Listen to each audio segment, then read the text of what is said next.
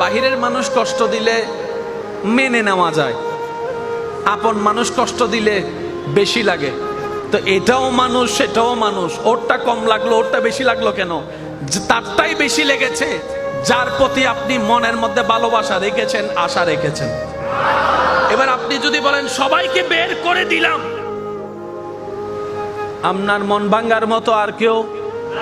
আপনি সবাইকে বের করে দিলেন এখান থেকে আর এখান থেকে, আপনাকে ধোঁকা দেওয়ার মতো কেউ, কষ্ট দেওয়ার মতো কেউ? কারণ এখানে পুরাটাই খালি, পুরাটাই। এবার আপনি বললেন ইল্লাল্লাহ, আমার মনে আমার আল্লাহ, আমার ব্রেনে আমার আল্লাহ, আমার চিন্তায় আমার আল্লাহ, আমার ভালোবাসায় আমার আল্লাহ, আমার মহাব্বতে আমার আল্লাহ, আমার শয়নে আমার আল্লাহ, আমার কল্পনায় আমার আল্লাহ, আমার উঠায় আমার আল্লাহ, আমার বসায় আমার আল্লাহ, আমার ঘুমাতে যাওয়ার মধ্যেও আমার আল্লাহ।